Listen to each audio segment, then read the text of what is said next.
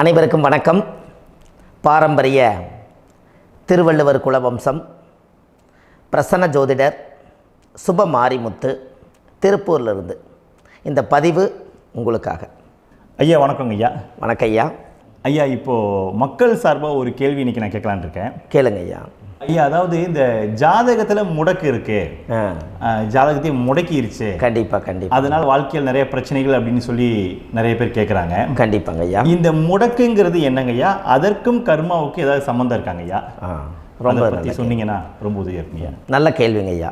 இந்த கர்மாவே முதல்ல எங்கேருந்து வருது அப்படிங்கிறது தான் இப்போ நம்ம சொல்ல போகிறோம். இதுவரைக்கும் எத்தனையோ கருத்துக்களெல்லாம் நீங்கள் இந்த உலகத்தில் கேட்டிருப்பீங்க. ஆனால் இந்த பதிவில் நீங்கள் பொறுமையோடு இந்த கருத்தை ஒரு இனிமையோடு நிதானமாக கேட்டிங்கன்னா உங்களுடைய ஊழ்வினை கர்மா எங்கிருந்து உருவாச்சு, இதனுடைய இந்த கர்மானால் நாம் என்ன கஷ்டப்படுறோம், நாம் இந்த பூமியில் பிறக்கிறதுக்கு என்ன வரம் வாங்கி வந்தோம், நம்ம பாவ புண்ணியமெல்லாம் ஜாதக கட்டத்தில் போய் எப்படி எடுக்கிறது, நம்மளுடைய தோஷம்னு சொல்கிறோமே அந்த தோஷம் எப்படி கிரியேட் ஆகுது, நம்ம இந்த பூமியில் பிறக்கும்போது கொண்டு வந்த கர்மாவா, இல்லை கடவுளே நம்மளுக்கு ஒரு தண்டனையாக கொடுத்த கர்மாவா, இல்லை நம்ம இந்த பூமிக்கு வந்ததுக்கு அப்புறம் செய்த கர்மாவா, இது எல்லாத்தையுமே நம்ம பொறுமையாக கேட்கணும்னா கண்டிப்பாக இந்த பதிவை நீங்கள் பொறுமையோடு கேளுங்க. உங்களுக்கு இதில் ஒரு பெரிய ஒரு ரகசியம் ஒன்று அடங்கியிருக்குது. அந்த ரகசியத்தை தான் இன்றைக்கி இந்த உலகத்துக்கு அரங்கேற்றம் பண்ணுறேன். இந்த முடக்கு நம்ம ஐயா கேட்டதில் ஒரு அற்புதமான ஒரு விஷயம் என்ன அப்படின்னு கேட்டிங்கன்னா, முடக்குங்கிறது அந்த காலத்தில் பெரிய திறமையை கட்டி போட்டு வச்சுட்டா நம்மனால் அது இயங்க முடியுமா? முடியாது இல்லைங்களா ஐயா? முடியாது. அப்போது அதே மாதிரி ஜாதக கட்டத்தில் நமக்கு வேண்டிய யோகத்தை கடவுளே நம்மளுக்கு நாம் செய்த பாவத்தினால அது முடக்கி வச்சிருச்சுன்னா அந்த பாவகத்தை அந்த ஜாதகர் அனுபவிக்க முடியுமா? அனுபவிக்க முடியாது. அப்போது அந்த அனுபவிக்க முடியாமல் வெளி உலகத்தில் போய் நம்ம தேடி போன பிறவியில் செய்த பாவத்தை இந்த பிறவியில் நீங்கள் தேடி கண்டுபிடிச்சி வாழ்க்கையில் நீங்கள் எப்போ மேலுக்கு வர்றது? அப்போது அந்த கர்மா 12 ராசி கட்டத்துக்குள்ள 27 நட்சத்திரத்தில் 9 கிரகங்களுக்குள்ள ஒரு பெரிய ஒரு ஆத்துமாத்துமான கர்மா, உங்கள் பூர்வ ஜென்ம கர்மா இதுக்குள்ளே எங்கேயோ ஒரு இடத்துல முடங்கியிருக்குது. இந்த முடக்க மட்டும் உங்கள் ஜாதகத்தில் நீங்கள் கண்டுபிடிச்சிட்டிங்கன்னா ஹைலைட்டாக வாழ்கிறதுக்கு, இந்த உலகத்தில் சுதந்திரமான வாழ்க்கை வாழ்கிறதுக்கு ஒரு மிகப்பெரிய பொக்கிஷம் உங்கள் ஜாதகத்துக்குள்ளேயே இருக்குது. அப்போது அந்த ஜாதகத்துக்குள்ளே நாம் போன பிறவியில் நம்ம கர்மா நாம் என்ன செய்திருப்போன்னு உங்களுக்குள்ளே பெரிய குழப்பம் இருக்கும். என்னங்க ஐயா, நீங்கள் என்ன கர்மா பண்ணிட்டு வந்தீங்க, நாம் போன பிறவியில் நம்ம யாரை ஒரு வதச்சோம், யாரை நம்ம மனசை புண்படுத்தினோம், நம்ம தாத்தாவுக்கு சோறு போட்டோமா, நம்ம பாட்டனுக்கு சோறு போட்டோமா, நம்ம முப்பாட்டனுக்கு சோறு போட்டோமா, நம்ம கொள்ளுப்பாட்டனுக்கு சோறு போட்டோமா, அப்போ நம்ம அப்பாவுக்கு நம்மளை பெற்றவருக்கு நம்ம சாப்பாடு கொடுத்தோமா, இவங்களுக்கெல்லாம் நம்ம சேவை பணிமடைகள் செஞ்சோமா, நம்மளுடைய உறவுகளுக்கெல்லாம் அரவணைச்சு போனோமா, நம்மளுடைய இந்த மாதிரி நாம் இரத்த சம்பந்த உறவுகளை இருந்து தான் இந்த உலகத்துக்கு நம்ம வெளியில் வந்திருப்போம். அப்போது வெளியில் நீங்கள் நிற்கிறீங்க, அப்படியே மேலே போய் பார்த்தீங்கன்னா ஒரு 7 தலைமுறையில் ஒவ்வொருத்தரும் செய்த கர்மாவெல்லாம் நம்ம பிளட்டு ரிலேட்டிவாக இப்போ நீங்கள் கரண்ட்டில் இருக்கிறவங்க கிட்ட தான் டெபாசிட் பண்ணியிருக்கோம். அப்போ இது தெரியாமல் நாம் ஜாதகத்துக்குள்ளே போய் தசாபுத்தி நல்லா தனுங்க இருக்குது, நான் ரொம்ப கஷ்டப்படுறேன், என் ஜாதகத்தில் போய் பார்த்தேன் எல்லா கிரகங்களும் நல்ல வலிமையாக இருக்குன்னு தான் சொன்னாங்க, ஆனால் இன்னும் என்னுடைய கடன் அடையலை, இன்னும் என்னோடய கர்ம தீர்ந்த மாதிரியே தெரியல, எனக்குள்ளே ஒரு தாட்டு என்னமோ நான் ஒரு பின்தங்கின வாழ்க்கையிலே வாழ்ந்துட்டுருக்கேன் அப்படின்னு நீங்கள் சொல்லும்போது, அப்போ இதையெல்லாம் தாண்டி ஒரு கர்மா உங்களுடைய ராசி கட்டத்துக்குள்ளே எங்கேயோ ஒரு பக்கத்தில் ரகசியமாக புதைஞ்சிருக்கு. அப்போது அந்த ரகசியமாக புதைஞ்சிக்கக்கூடிய அந்த முடக்கு தான் இன்றைக்கி இந்த உலகத்துக்குள்ளே நீங்கள் தெரிஞ்சுக்கக்கூடிய விஷயம். அப்போ அந்த முடக்குங்கிறது ஒன்று உண்மை. இந்த உலகத்துக்கு நம்மளை எல்லாத்துலேயும் நல்லா யோசிச்சு பாருங்கள். 12 ராசி கட்டம் இருக்குதுங்களா ஐயா? ஆமாங்க ஐயா. ஆனால் கிரகம் எத்தனை இருக்குதுங்க? 9 தான் இருக்குங்க ஐயா. ஆமாம், 12 ராசிக்கு 12 கட்டத்துக்கு 12 கிரகம் கொடுத்துருக்கலாமல்ல கடவுள். அப்போ ஏன் 3 கட்டத்தை மட்டும் எம்டி பண்ணி மீதி 9 கிரகத்தை வச்சுக்கிறாருன்னா, அப்போ நாம் செய்த 3 தலைமுறை கர்மாவுக்கு அது எந்த கட்டம் பிளாக் ஆகுதோ அந்த கட்டத்துக்குள்ளே ஏதோ ஒரு ரகசியம் இருக்கிறனால தானே எங்கேயோ ஒரு பக்கத்தில் நீங்கள் கண்டிப்பாக கர்மாவில் மாட்டுவீங்கிறது கடவுளே படைச்சு தானே இதை உருவாக்கியிருக்காரு. 12 ராசிக்கு 12 கட்டம் கொடுத்துருந்தா எங்கே நீங்கள் சுற்றி வந்தாலும் ஏதோ ஒரு வீட்டுக்குள்ளே போய் உட்காந்துக்கலாம். ஆனால் ஒரு வீடு சுத்தமாக இருக்குது, ஒரு வீட்டில் 4 கிரகம் இருக்குது, ஒரு வீட்டில் 3 கிரகம் இருக்குது, ஒரு வீட்டில் 5 கிரகம் இருக்குது, ஒரு 3 வீடு 4 வீடு காலியாக இருக்குது. அப்போ எங்கேயோ ஒரு ராசி கட்டத்துக்குள்ளேயே கடவுளுடைய கர்மா விளையாட்டு, அது ரகசிய விளையாட்டு தான். அப்போது இந்த இடத்துல தான் உங்கள் ஜாதகத்தில் முடக்கு இருக்குது.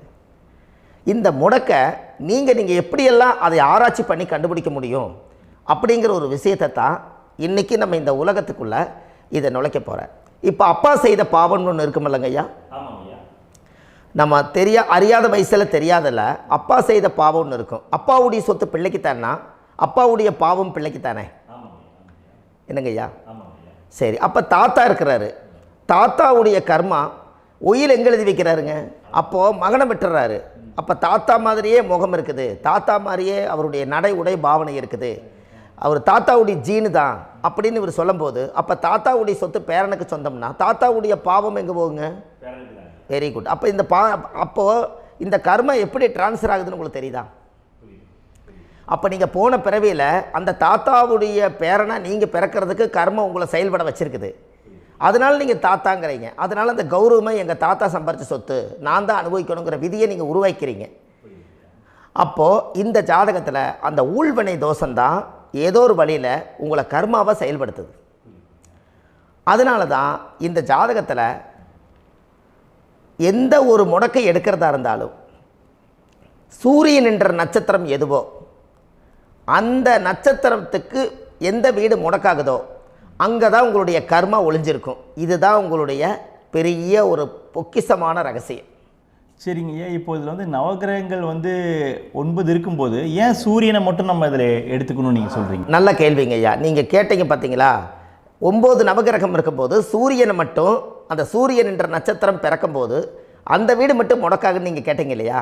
இதுதான் அற்புதமான கேள்வி. ஏன் அப்படின்னு கேட்டிங்கன்னா, சூரியன் அப்பாவோட உயிர் கரு போய் அம்மாவுடைய பனிக்கூடத்தில் கர்ப்பத்தில் வச்சு 10 மாதம் 300 நாள் சுமந்து நீங்கள் இந்த பூமிக்கு வெளியில் வரும்போது நீங்கள் என்ன பாவத்தை இவங்க விதைச்சாங்களோ அந்த கர்மாவை வாங்கிட்டு தான் நீங்கள் வெளியில் பிரசவமாகறீங்க. இதுதானே? அப்போ சூரியன் என்ற நட்சத்திரம், அந்த சூரியனுங்கிறது உயிர் கருவல்லவா, அப்பாவுடைய உயிரணுக்கள் அம்மாவுடைய கருவிக்குள்ளே போய் நாம் குழந்தை வடிவத்தில் இருந்து 300 நாள் பாவ உண்ணீத்த பதிவில் ஏட்டு எழுதி ஒரு ஜாதகத்தை கையில் கொடுத்து பிறந்த உடனே உங்களுக்கு ஒரு ஏட்டை பெரட்டி நீ இப்படித்தான் விதி, இனிமேல் இப்படித்தான் நீ வாழணும்னு சொல்லி உங்கள் கர்மாவை நீங்கள் கர்மாவோடு தானே வெளியில் பிறக்கிறீங்க.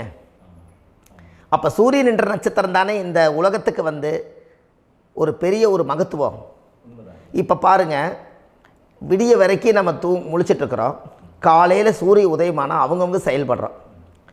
மீதி எல்லா கிரகங்களுக்குமே வெளிச்சத்தை கொடுக்கக்கூடிய சக்தி சூரியனுடைய பிம்ப ஒளிக்குத்தானே உண்டு, என்னங்க ஐயா? அதனால தான் மேசத்து உச்ச வீடுன்னு சொல்லி மேசத்தை உச்சம்னு சொல்லி சூரிய உச்சத்தை அங்கே தான் வச்சாங்க. அப்போது அந்த காலச்சக்கரத்துக்கு 5ஆம் இடம் பூர்வ புண்ணியஸ்தானத்தில் போய் சிம்மத்தில் கொண்டு போய் சூரியனை ஆட்சி வீடுன்னு வச்சாங்க.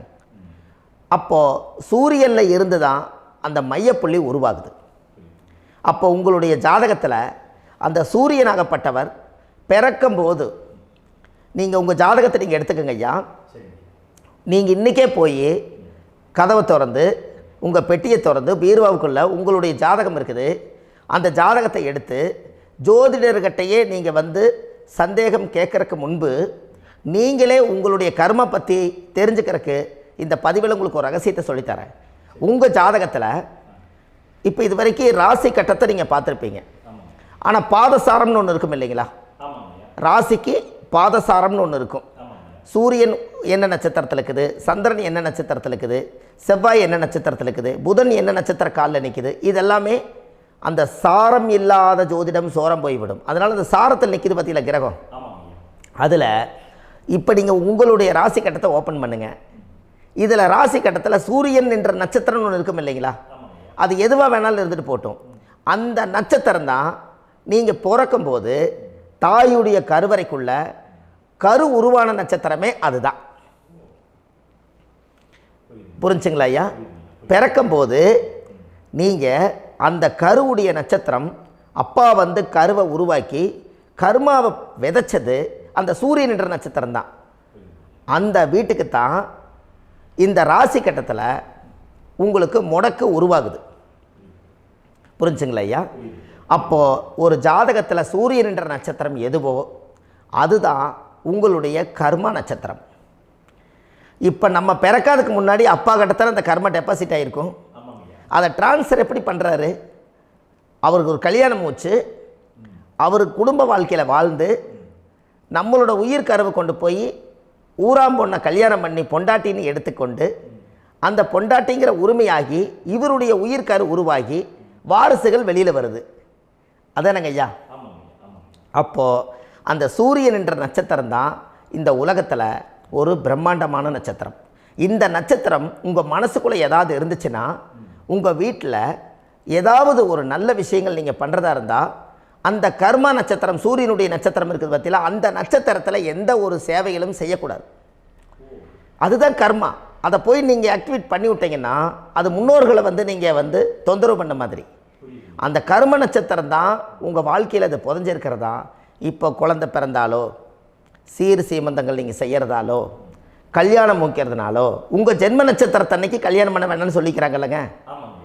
உங்களுக்கு ஜென்ம நட்சத்திரத்துக்கு முன்னாடி உங்களை உருவாக்குன நட்சத்திரம் தான் ஜென்ம நட்சத்திரம். அப்போ சூரியன் என்ற நட்சத்திரம் அப்பாவுடைய ஜென்ம நட்சத்திரமாக அந்த ஊழ்வினை கர்மம் செயல்படுது. அப்போ அந்த முடக்கு யார் வழியில் வந்தது? முன்னோர்கள் வழியில் வந்தது. முன்னோர்கள் கட்டி வச்சது யாரைய? குலதெய்வத்தை. அப்போ அந்த குலதெய்வத்தை போய் சாமிக்கு போய் வீடு வாசல்லாம் வலித்து குலதெய்வத்தை போய் தேங்காய் பழம் பூ மாலை கல்கண்டு வாங்கி அர்ச்சனை பண்ணி ஒரு அன்னதானம் ஒன்று பண்ணிவிட்டு சாமிக்கு பொங்கல் வச்சு நைவேத்தியம் பண்ணிவிட்டு உங்கள் ஜாதகத்தை வச்சு பூஜை பண்ணிவிட்டு வாங்க. அதுக்கப்புறம் தான் உங்கள் கர்மாவை கண்டுபிடிக்கிறதுக்கு வழியே பிறக்கும். குலதெய்வத்தை வணங்காமல் கோவிந்தா கோவிந்தா என்று பல தெய்வத்தை வணங்கினாலும் பலனொன்றும் இல்லைன்னு அந்த காலத்தில் முன்னோர்கள் சொல்லி வச்சுக்கிறாங்களா இல்லைங்களா? அதனால் கண்டிப்பாக அதை கண்டுபிடிச்சி நீங்கள் அதுக்கு ஒரு நைவேத்தியம் பண்ணால் மட்டும்தான் முதல்ல உங்கள் 5ஆம் பாவம் முன்னோர்கள் அது வேலை செய்யும். குலதெய்வ ஆலயத்துக்கு போயிட்டு வாங்க. போயிட்டு வந்துட்டு இந்த கர்மவினை தோஷத்தை நிவர்த்தி பண்ணுறதுக்குண்டான சரியான பரிகாரத்தை நம்ம எடுப்போம். அப்போது உண்மையாலுமே ஒரு ராசி கட்டத்துக்குள்ளே இந்த மாதிரி ஒரு அந்த கர்ம தோஷம் இருப்பதனால இந்த கர்மா தோஷத்துக்கு அந்த முடக்க தோஷங்கிறத நீங்கள் எடுத்து அதை கண்டுபிடிச்சி அந்த சூரியன் என்ற நட்சத்திரம் எந்த ராசி கட்டத்தில் போய் முடக்காயிருக்குதோ அந்த முடக்கு எந்த பாவகம் வந்து நம்மளுக்கு லாக் ஆகிருக்குதோ அந்த பாவகத்துக்கு உண்டான பரிகாரங்கள் அதுக்குரிய ஸ்தலங்கள் அந்த கோவில்களில் போய் சுவாமிக்கு தேங்காய் பழம் பூமாலை கல்கண்டு வாங்கி அர்ச்சனை பண்ணி நீங்கள் இந்த கோவிலுக்குள்ளே போய் உட்காந்து சாமி கும்பிட்டு வந்தீங்கன்னா உங்களுடைய ஜாதகத்தில் இருக்கக்கூடிய அந்த முடக்கு தோசை நீங்கி வாழ்க்கையில் நீங்கள் எதை சாதிக்க வந்தீங்களோ அந்த சாதனையை நீங்கள் சாதிச்சிட்ருப்பீங்க. புரிஞ்சுங்களா ஐயா? ஏன் அப்படின்னா அந்த முடக்கு நட்சத்திரத்துக்குள்ளே தான் ஒரு தோஷம் இருக்குது. இப்போ அந்த காலத்தில் பாருங்கள் ஐயா, முன்னோர்கள் எல்லாம் நிறைய பேர் கோவில் கட்டி வச்சுட்டு போயிருக்காங்களா இல்லைங்களா? இந்த கோவில் எதுக்காக கட்டி வச்சுக்கிறாங்கன்னா அவங்க கட்டினவங்களுக்கும் அந்த முடக்கு தோஷம் இருந்திருக்குது. ராஜாக்கள் இருந்திருக்குது, மன்னர்கள் காலத்தில் இருந்திருக்குது, ஜமீன்தார் காலத்தில் இருந்திருக்குது. இப்போ அவங்களுடைய அமைப்புகள் எல்லாமே முன்னோர்கள் என்னமோ அறியாமல் தெரியாத தன்னடக்கம் இல்லாத ஒரு கர்மாவை இவங்க செஞ்சிட்டாலும் அதுக்குரிய பரிகார ஸ்தலங்களை கொண்டு போய் அந்த காலத்திலே ஜாதகம் பார்த்து நம்ம வந்து முன்னோர்களுடைய பாவத்தை நாம் செய்த பாவத்தையும் தீர்த்துட்டு நமக்கு கீழே அடுத்த சந்ததிகள் அடுத்த தலைமுறைகள் வந்தாலும் இந்த கோவில்களுக்கு வந்து விளக்கு போட்டு சாமி கும்பிட்டு இந்த மண்ணை மிதிச்சுட்டு போனால் அன்னையோடு அந்த கர்மா தீருங்கிறது அந்த காலத்திலேயே முடக்க தோஷ பரிகாரத்தை கோவில் வழியில் அந்த காலத்தை திசை திருப்பி வச்சுருக்காங்க. அப்போ நீங்கள் கோவிலுக்கு போகாமல் கண்டிப்பாக இந்த பரிகாரத்தை நீங்கள் உடைக்க முடியாது. ஏன் உடைக்க முடியாதுன்னா இப்போ நீங்கள் எத்தனை வருஷம் வாழ்கிறீங்க ஐயா? 120 வருஷமே வச்சுக்கோங்க. சூரியன் திசை 6 வருஷம், சந்திரன் திசை 10 வருஷம், செவ்வாய் திசை 7 வருஷம், ராகு திசை 18 வருஷம், குரு திசை 16 வருஷம், சனி திசை 19 வருஷம், புதன் திசை 17 வருஷம், கேது திசை 7 வருஷம், சுக்கிரன் திசை 20 வருஷம். இப்போ நான் சொன்ன டோட்டலெல்லாம் கூட்டிங்கன்னா 120 வருஷம் வரும்.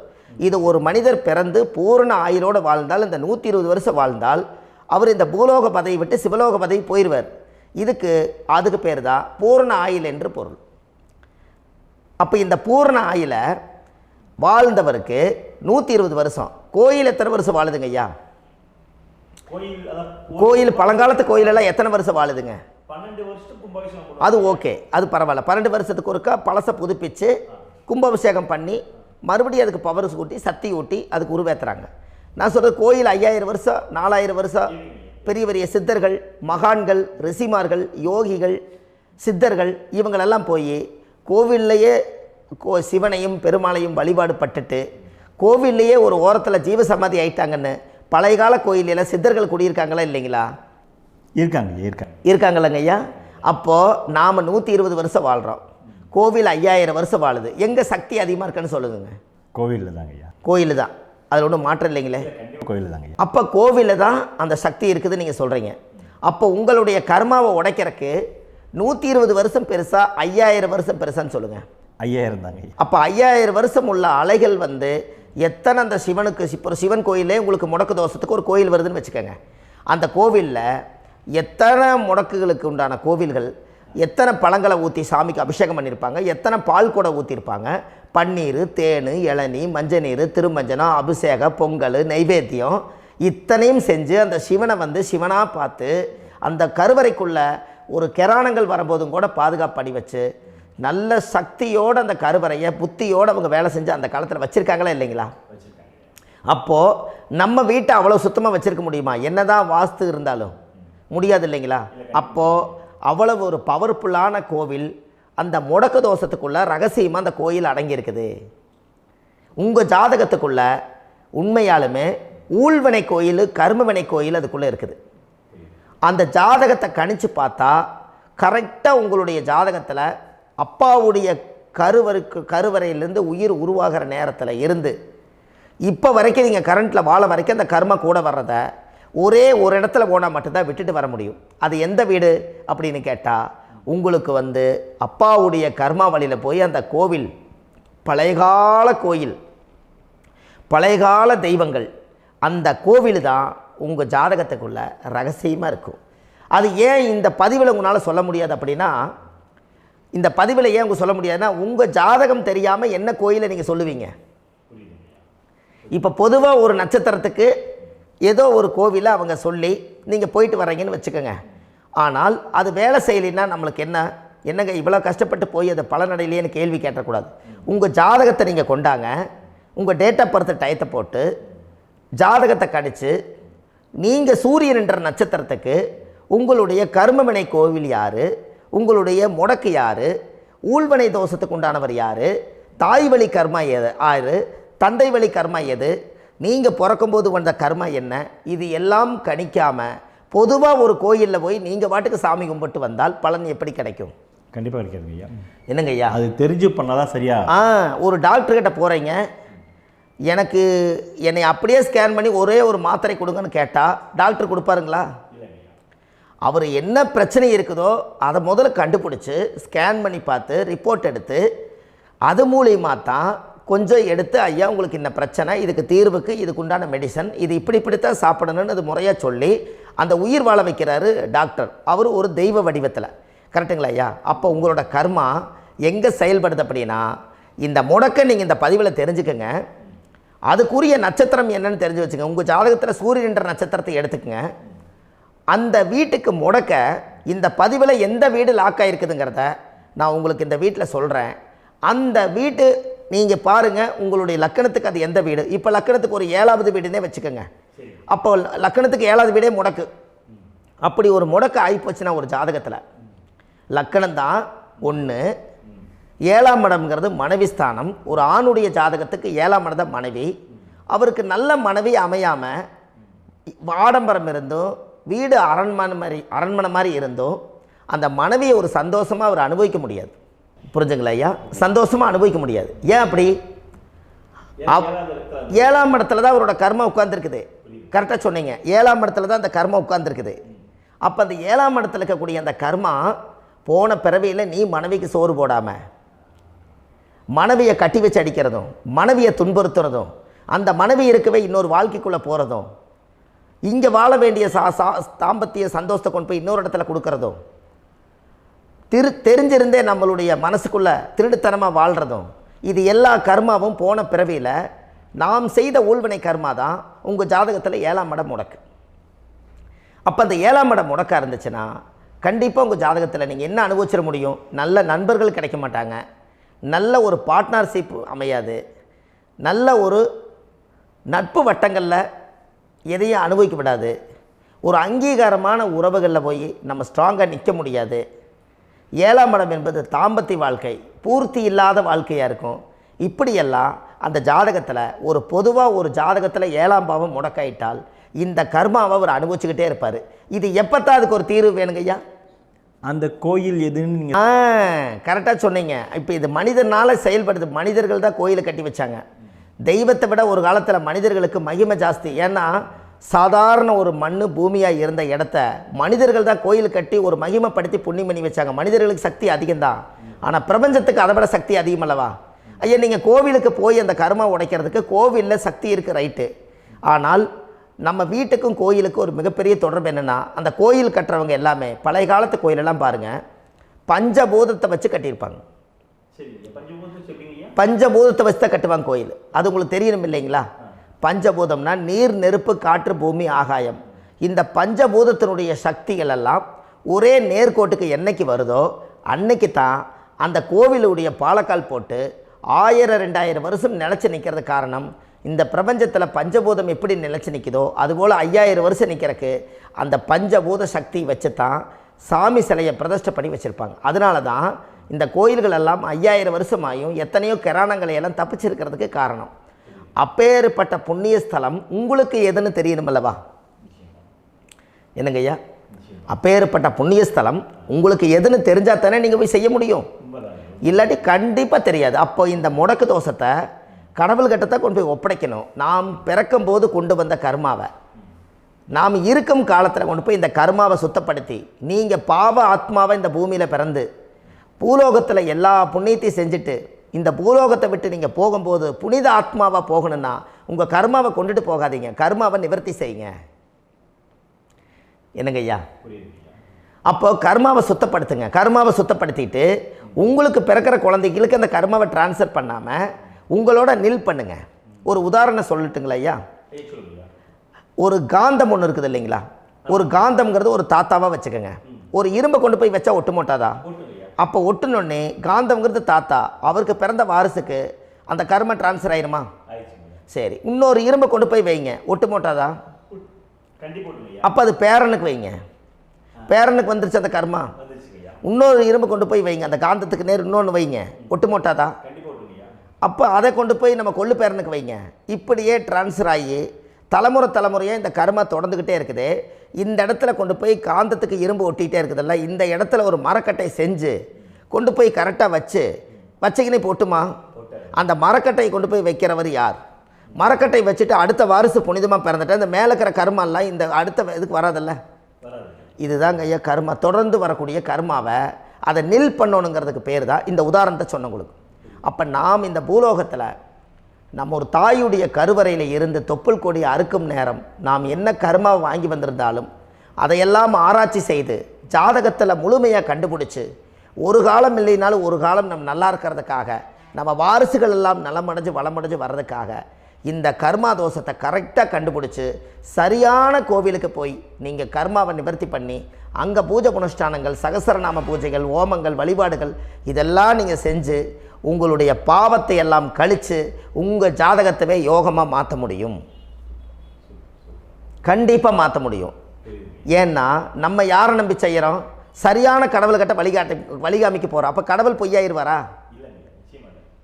ஐயா நம்ம அதாவது அந்த காலத்தை சொல்லுவாங்க, சத்தியுள்ள சாமி கும்பிட்டு புத்தி உள்ள உள்ளே பெக்கணும்னு சொன்னாங்க. 16 வதபதன்னு பெக்கலை, எல்லாம் அறிவோடு பெற்றாங்க. அதனால் எல்லாமே தாய் தந்தைகள் பேச்சை கேட்டாங்க. அன்றைக்கி எல்லாருமே தாய் தந்தைகளுக்கு தூணாக நின்னாங்க. அப்போ அந்த காலத்தில் சத்தியுள்ள சாமி கும்பிட்டு புத்தி உள்ள உள்ளே பெக்கணும்னு சொல்லி அன்றைக்கி அறிவோடு பெற்று இந்த கர்மாவை ஆளுக்கு ஒரு கர்மாவை டிரான்ஸ்ஃபரை பிரித்து எல்லாரும் சுத்தப்படுத்தினாங்க. இன்றைக்கி நம்ம ஒரு குழந்தை 2 குழந்தை பெற்று வச்சுருக்கோம். அவங்களுக்கே இவ்வளவு கர்மா வந்துருச்சுன்னா இந்த குழந்தைகளுக்கு என்னைக்கு இந்த கர்மாவை போய் கண்டுபிடிச்சி நீங்கள் எப்போ சரி பண்ணுவீங்கன்னு. அப்போ இந்த வாழ்க்கையில் ஏதோ ஒரு பிரபஞ்ச சக்தி நம்மளை அறியாமல் என்னமோ ஒரு இயக்கத்தில் கொண்டு போய் விட்டுருச்சுங்களா? அப்போ இனிமேலாவது இந்த கர்மாவில் இருந்து கண்டிப்பாக நம்ம நிவர்த்தி ஆகணும்னு சொன்னால் இந்த முடக்கு தோஷத்தை யாரெல்லாம் கண்டுபிடிச்சி இந்த ஊழ்வினை கர்மாவில் இருந்து நாம் கருவறையில் சுமக்கும் போது 10 மாதம் நீங்களாம் என்னென்ன நினச்சிருப்பீங்க? அதாவது கருவறைக்குள்ள கருப்பாக ஒரு பிண்டம் இடப்பக்கம் கிடக்கையில் இந்த பூமிக்கு வரும்போது நீங்கள் என்னென்ன நினச்சிருப்பீங்க? இந்த பிறந்ததுக்கு அப்புறம் வந்து தான் அம்மா தெரியுது, அப்பா தெரியுது, தாத்தா தெரியுது, பாட்டி தெரியுது, இந்த உலகத்தில் கண்கொள்ளாத காட்சிகள் எல்லாம் தெரியுது, எல்லாம் தெரியுது. ஆனால் 10 மாதம் உங்கள் வாழ்க்கையில் நீங்கள் இருக்கும்போது நீங்கள் என்னென்னலாம் நினச்சி இந்த பதிவில் இறைவன் கொடுத்தாரோ அதையெல்லாம் அனுபவிக்கத்தான் வந்தீங்க. அதுக்கு இடையில இருக்கிறதான கர்மா. இந்த ஒரு விஷயம் உங்களுக்கு கிடச்சிருச்சுன்னா நீங்கள் எல்லாருமே ராஜயோகமாக பிழைப்பீங்கள்ல. இதில் ஏழை பணக்கார யாரையுமே சொல்ல வரல. அவங்க பிறக்கும்போது புண்ணியத்தை பொறுத்து தான் போன ஜென்மத்தில் நம்ம என்ன புண்ணியங்கள் பண்ணி வச்சோமோ அந்த புண்ணியத்தில் இன்றைக்கி நல்லா வாழ்கிறாங்க. ஒருத்தர் கேட்டார், என் ஜாதகத்தில்ங்க எங்கூட படித்தவர் இடம் வாங்கிட்டார், வீடு வாசல் கட்டிட்டார், தொழில் பண்ணிட்டார், நல்லா இருக்கார், ஆனால் நான் இன்னும் அப்படியே தான் இருக்கிறேங்கன்னு ஒருத்தர் கேட்டார். அதுக்கு ஒரு கருத்து என்னென்னா, டேட் ஆஃப் பர்த் ஒன்று தான், டைம் ஒன்று தானே வச்சுக்கோங்க. அவங்க அப்பா செஞ்ச புண்ணியம் வேறு, நீங்கள் செஞ்ச பாவங்கள் வேறு. அவர் செஞ்ச புண்ணியத்தினால அவருக்கு எல்லாமே முன்னாடி கிடைக்குது. நீ கர்மாவெல்லாம் கழிச்சிட்டீங்கன்னா பின்னாடி கிடைக்க போகுது. இதில் மற்றவங்களை பற்றி வேற்றுமையாக நினைக்கிறதுல எந்த ஒரு இதுவுமே இல்லை. அப்போ ஒருத்தர் பார்த்து ஒருத்தர் வாழ வேண்டாம். உங்களுடைய சுய அறிவை வச்சு இந்த பூலோகத்தில் இந்த பூமியில் நீங்கள் 4 தெரிஞ்சு நல்ல விதமாக கற்றுக்கிட்டு இந்த உலகத்தில் சிறப்பாக வாழ கற்றுக்குங்க. அதுக்கு அந்த ஊழ்வினை தோஷத்தை கண்டுபிடிங்க. உங்களுக்குன்னு ஒரு முடக்கு இருக்குதுங்கிறத இன்றைக்கி நீங்கள் எழுதி வைங்க. அதை எப்படியாவது கண்டுபிடிங்க, அதை தேடுங்க. ஒரு முறை நீங்கள் ஜாதகத்தை கொண்டு வாங்க. அந்த ஜாதகத்தை கொண்டு வந்து உங்கள் பாவகத்தில் எத்தனாம் பாவம் முடக்காயிருக்குதுன்னு பாருங்கள். அந்த பாவகம் முடக்காயிருச்சுன்னா உங்கள் வாழ்க்கையில் அதிலிருந்து உங்களால் வெளியில் வரவே முடியாது, கண்டிப்பாக வர முடியாது. அதை நீங்கள் கண்டுபிடிச்சா மட்டும்தான் நீங்கள் மேலே வர முடியும். ஏன்னா நிறைய பரிகாரங்கள், பூஜைகள், யாகங்கள், ஓமங்கள் எல்லாம் செய்து வச்சும் கூட அந்த கர்மவினைக்கு உண்டான கோவிலுக்கு போய் அந்த 5000 வருஷ பழமை வாய்ந்த தெய்வத்துக்கிட்ட போய் நீங்கள் முறையிட்டு விளக்கு போட்டு உங்கள் கர்மத்தை எல்லாம் நான் நீ தான் தீர்த்து கொடுக்கணும்னு சொல்லி நம்பிக்கையோடு நீங்கள் போய் அந்த சரணாகதி அடையிறீங்க பாருங்கள், அங்கே தான் உங்கள் கர்மாவை எடுத்து விடுறாரு. அப்போ இந்த ரகசியம் உங்களுக்கு வேணுமல்லவா? அப்போ உங்கள் ஜாதகத்தில் எங்கே முடங்கி இருக்குது, அதுக்குரிய கோவில்கள் எல்லாம் என்ன, அதுக்கு தான பரிகாரம் என்ன, அதுக்கு நீர் பரிகாரம் என்ன, யாத்திரை பரிகாரங்கள் என்ன, நீங்கள் வீட்டில் இருந்தே செயல்படுத்தக்கூடிய பரிகாரங்கள் என்ன, பரிகாரம் கோவிலுக்கு போய்த்தான் நடக்குமா, இல்லை நாம் வீட்டில் வச்சு வணங்குறதுனால நடக்குமா, நாம் செய்யக்கூடிய தர்ம பரிகாரங்கள் என்ன, தான பரிகாரங்கள் என்ன, இப்படி பல விதமாக இருக்கிறனால உங்கள் ஜாதகத்துக்கு எந்த மாதிரி பரிகாரம் கனெக்ட் ஆகுதுங்கிறது தெரியணும். இது தெரியாமல் கண்டிப்பாக உங்களால் செயல்படுத்துறது ரொம்ப கஷ்டம். இதனால் இதை நீங்கள் தெரிஞ்சுக்கணும்னா இப்போ நம்ம பாருங்கள், நீங்கள் அந்த தெரிஞ்சுக்கிட்டாலே உங்கள் வாழ்க்கையில் ஒரு டைம் தான் நீங்கள் தெரிஞ்சுக்க போகிறீங்க. உங்களுடைய கர்மா என்ன, நீங்கள் எங்கே செயல்பட்டு போயிட்டுருக்கிறீங்க, உங்கள் போகிற பாதை சரியா இல்லை அந்த பாதையில் முள்ளு கல் இருக்குதா, இது எல்லாம் உங்களுக்கு தெரியலனா இந்த முடக்கை கண்டுபிடிக்கக்கூடிய சக்தி வாய்ந்த இந்த கர்மாவை நிவர்த்தி பண்ணுறதுக்கு வழிகள் இருக்குது. அதனால் நீங்கள் கண்டிப்பாக இந்த முடக்கை தெரிஞ்சுக்கணும். இந்த முடக்கு ராசினா என்ன உண்மையாலுமே உங்கள் வாழ்க்கையில் நீங்கள் தெரிஞ்சு இனிமேல் உங்கள் வாழ்க்கையில் இதுவரையிலும் கர்மாவுக்குள்ளேயே கஷ்டப்பட்டீங்க, வழி தெரியாமல் கண்ணை கட்டி காட்டில் விட்ட மாதிரி இருந்தீங்க, இனி அப்படி இருக்க வேண்டாம். உங்கள் ஜாதகத்தில் 12 ராசி கட்டத்தில் 9 கிரகம் போகும், மீனி 3 கிரகம், 3 கட்டம் வந்து உங்களுக்கு எங்கேயோ ஒரு பக்கத்தில் 3 கட்டம் எம்டியாக தான் இருக்கும். கரெக்டுங்களா? அது இல்லாமல் ஒரு ஜாதகம் பிறக்காது.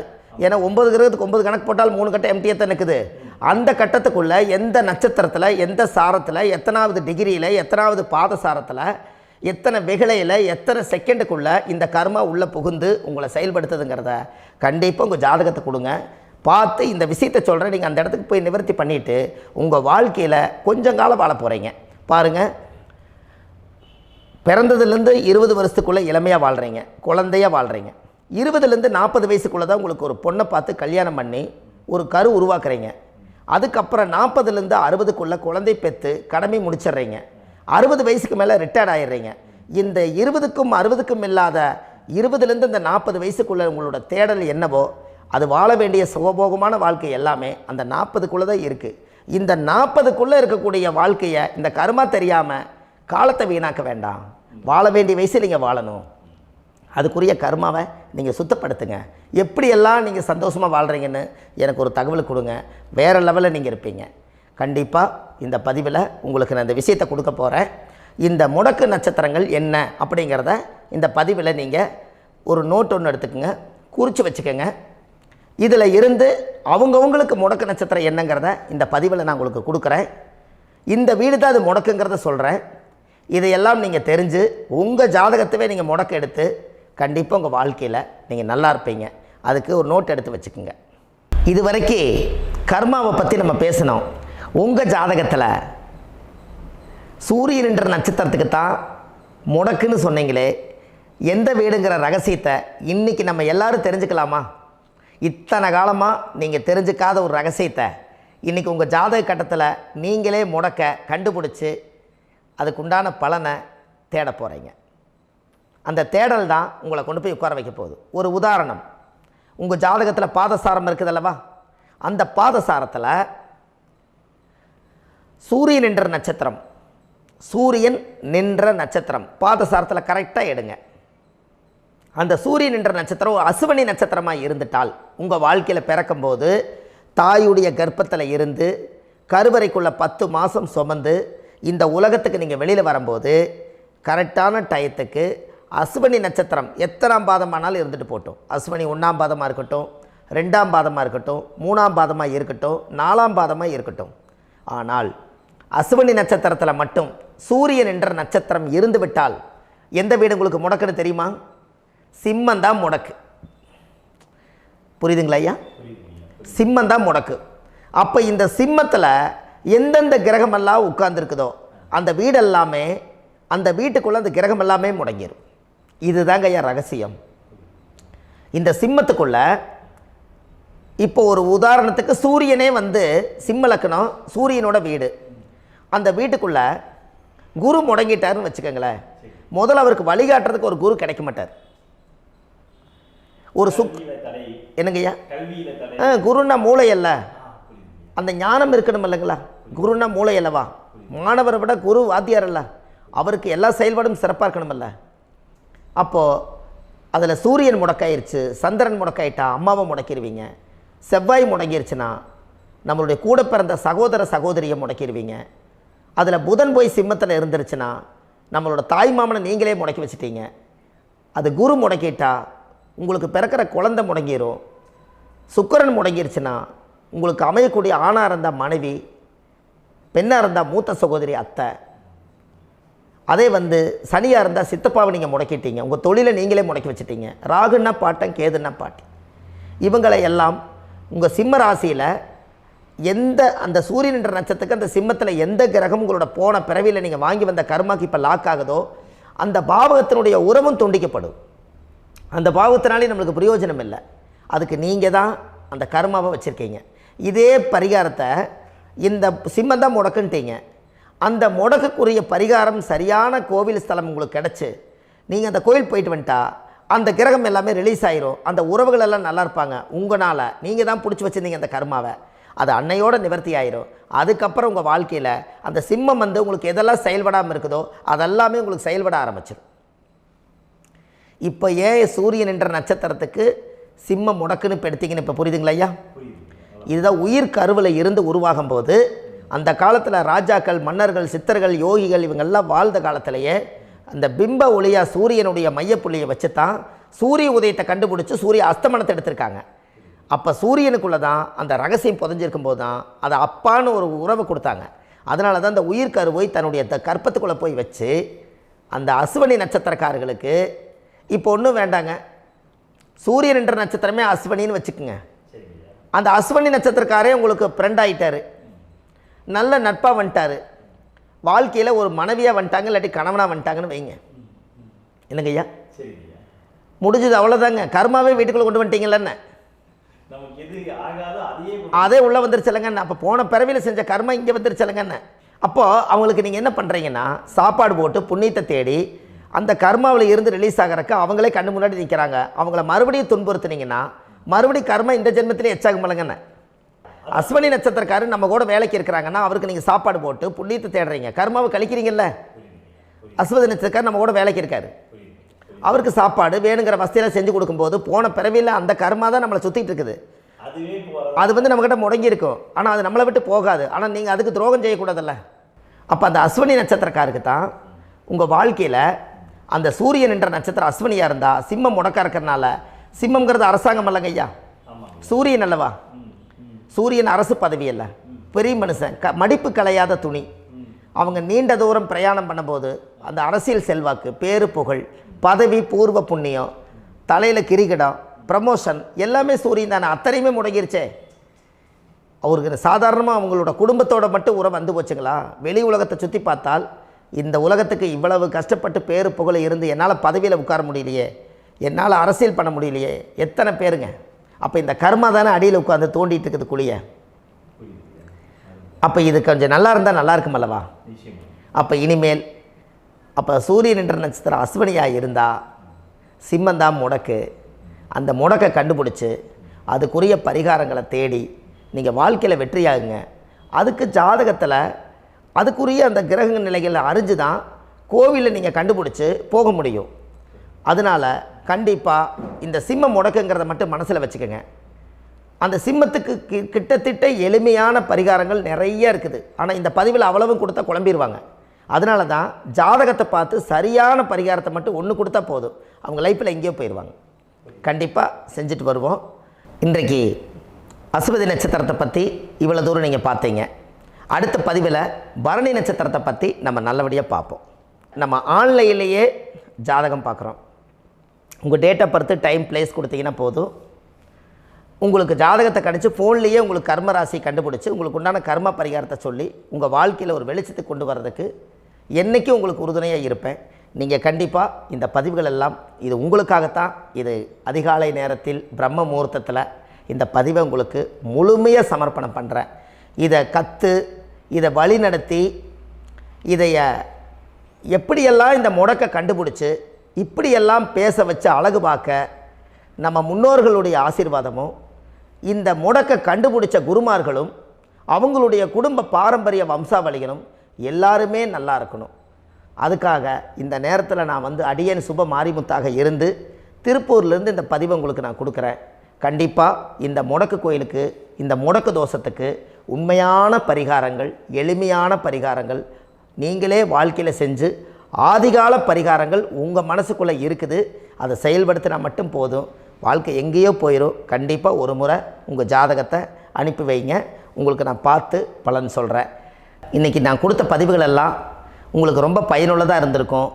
உங்களுக்கு இது வரைக்கும் எத்தனையோ கர்ம வினைகளை பற்றி தெரியாமல் இருந்திருப்பீங்க. இந்த பதிவில் நிறைய கேட்டு தெரிஞ்சுக்கிட்டீங்க.